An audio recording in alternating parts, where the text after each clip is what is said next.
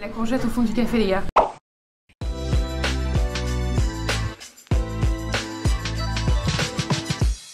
Hello tout le monde, j'espère que vous allez bien. Je vous retrouve aujourd'hui directement dans ma voiture parce qu'on s'en va à Paris avec Ophélie. On a rendez-vous dans un resto vraiment incroyable. C'est le restaurant de Trompe-l'œil à Paris. Les plats sont en forme de dessert, ressemblent à des desserts et les desserts ressemblent à des plats. Alors c'est quoi le rapport entre un restaurant de Trompe-l'œil et les troubles de l'oralité alimentaire? Et bien évidemment, ceux qui connaissent bien le trouble, vous avez déjà fait le lien. Dans le cadre des troubles de l'oralité alimentaire, les personnes ont peu confiance dans la nourriture et ont peur de ce qu'elles s'apprêtent à manger. Et l'une des raisons, c'est qu'elles ont besoin pour être rassurées que les aliments aient exactement le même goût que ce à quoi elles s'attendent. Donc aujourd'hui, c'est pour ça qu'on va se mettre un petit peu à leur place en allant dans ce restaurant. Je suis un peu en retard, donc j'y vais. Allez, let's go. On est arrivé au restaurant à Paris qui s'appelle Privé de dessert et qui est un restaurant spécialisé dans les trompe-l'œil. Donc ils organisent notamment des brunchs le samedi et le dimanche midi. On a retrouvé Ophélie, team parents équipés, bien sûr. Responsable de toute la stratégie social média de parents équipés. Oui, j'ai des talons, voilà. Ophélie est là, a toujours été là, est toujours là. Et lorsqu'il faut venir tester des restaurants trompe-l'œil, Ophélie est là, je peux compter sur toi. Du coup, elle va être hyper utile déjà pour m'aider à cadrer parce que je suis nulle. Ça faisait 2 minutes que je filmais mauvais restaurant, donc voilà, heureusement qu'elle est là. C'est où? Ça fait 2 minutes que je filme le mauvais resto et Ophélie qui pousse ma main. Et aussi, et bah du coup, pour pouvoir déguster toutes les deux et voir la différence entre quelqu'un qui a un trouble de l'oralité alimentaire et quelqu'un qui en a pas. Oui. Il y a moyen que toi tu t'éclates et que moi je flippe. Mais moi je pensais surtout que c'était privé de dessert, genre qu'on n'allait pas avoir de dessert. Oui, sa seule crainte c'était qu'il n'y ait pas de dessert. Parce que c'est le nom du restaurant. Voilà, le restaurant s'appelle Privé de dessert, mais il y a des desserts. On va forcément prendre 4 desserts, c'est le projet. Et vous nous verrez ensuite rouler, voilà, hors du restaurant. Donc le bon resto c'est celui-là, c'est Privé de dessert qui est un restaurant spécialisé en trompe-l'œil qui fait des brunchs le samedi et le dimanche. On est dimanche, il fait beau, il fait très beau. On va prendre un brunch en trompe-l'œil.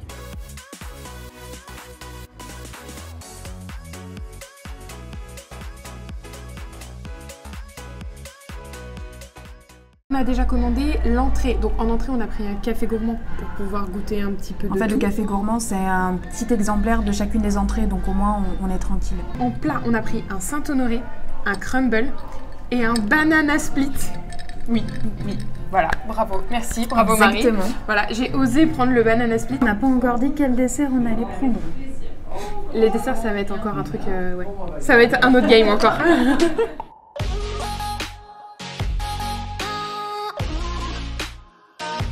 Tu sais les trucs qui te font flipper ou ça?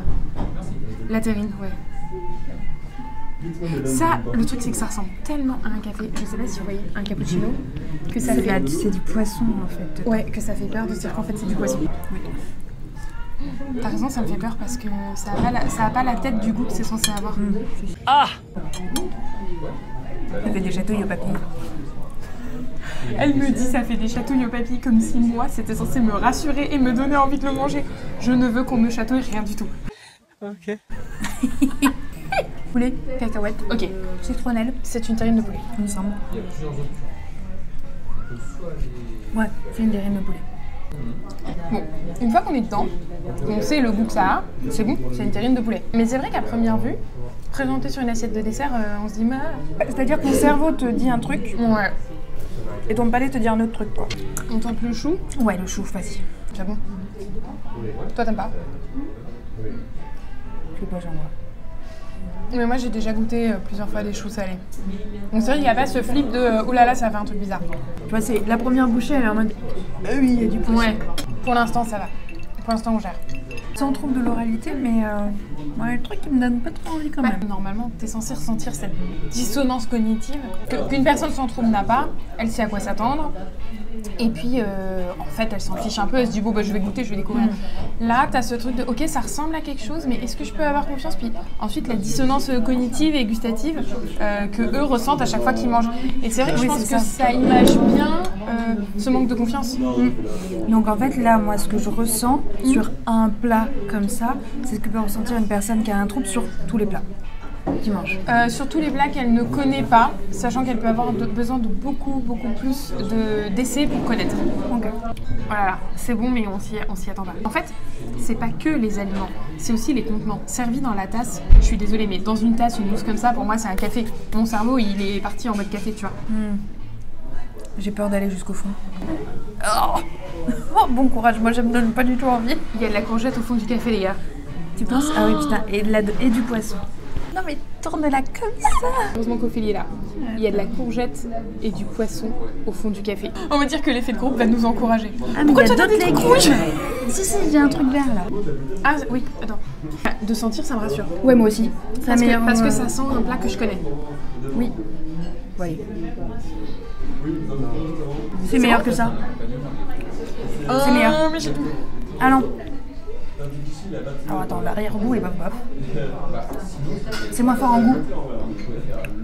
Ah, c'est du poisson cru? Oui. Ah, c'est bon? Ah, depuis tout à l'heure, soit je me mets des trucs sur le nez. Après, c'est bon, c'est bon. Mais quand tu vois une tasse avec un petit café, cappuccino, tu t'attends pas à manger un tartare de poisson. Au moment où tu le mets dans ta bouche pour la première fois, c'est bon, ton cerveau a capté, ah, c'est à ce goût-là, et il a plus peur. Mais jusque-là, j'étais en mode, je mange un café, il y a des trucs verts dedans. Regardez, c'est tout coloré et tout. En vrai, c'est hyper beau. Le dernier truc, ça fait vraiment granola. Moi, ça me fait moins peur que celui-là. Ouais. Toi aussi. Il y a des olives. Pour le coup, c'est vraiment hyper bon. Le mélange de texture est hyper bien fait. C'est bon.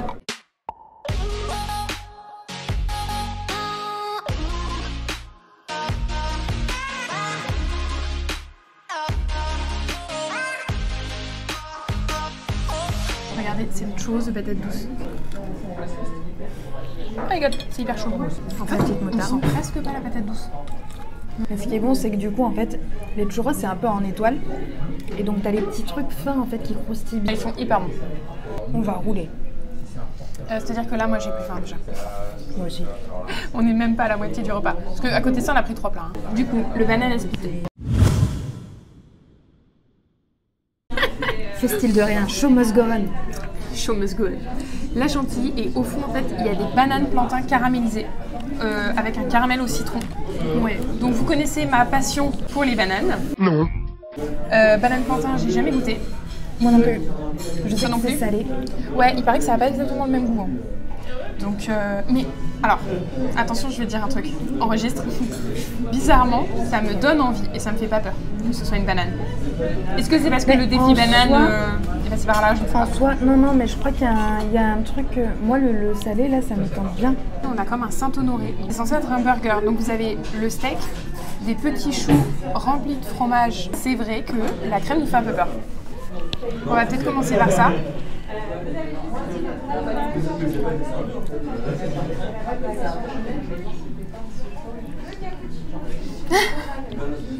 Alors, c'est vraiment une chantilly salée. T'aimes pas? Faut que mélanger avec. Moi, j'ai une passion dans la vie pour la chantilly et même salée, ça passe. Ah, moi, la chantilly, j'adore. Attention, on tente le banana split. Je me lance directement dans le triple couche. Moi. Ah non, moi je fais pas comme Ophélie. Ophélie est une aventurière, elle met la banane et tout. On voit que la banane est bien caramélisée. Moi, je tente juste le saumon d'abord.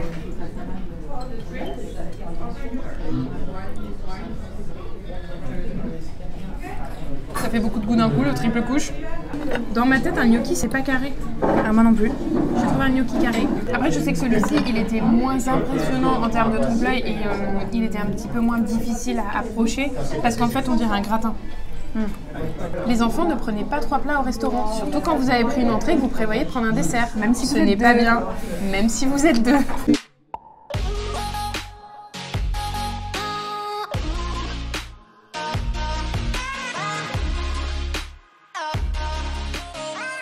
Quand même. Bon, le fondant a l'air hyper bon. Surtout quand on coupe, on voit vraiment que c'est un fondant dedans, donc ça passe. Je sais pas si tu vois.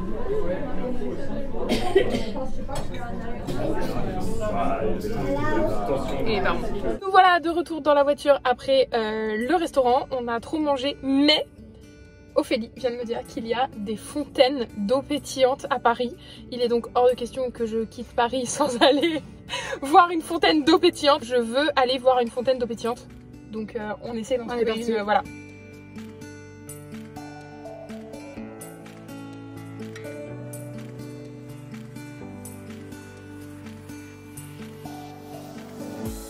On est en mission fontaine d'eau pétillante. Donc je sais pas où elle est. Ophélie sait peut-être où elle est. Tu sais où elle est? Non. C'est pas grave. On est sur la bonne ligne. Mission fontaine d'eau pétillante.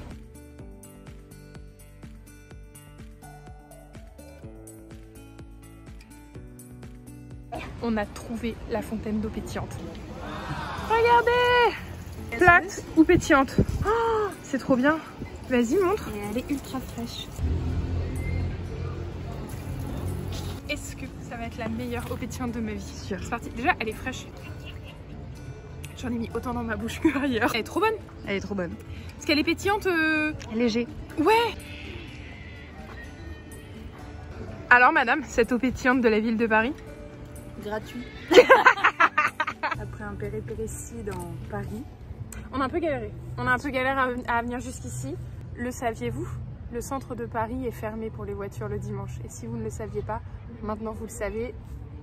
C'est cadeau. Fontaine d'eau pétillante, grosse réussite. Au top. C'est pas une fontaine. Vraiment, moi je pensais qu'il y aurait des chevaux, des sirènes et que ce serait blanc et que ça cracherait partout, tu vois. Non. Et que tu t'approches comme ça.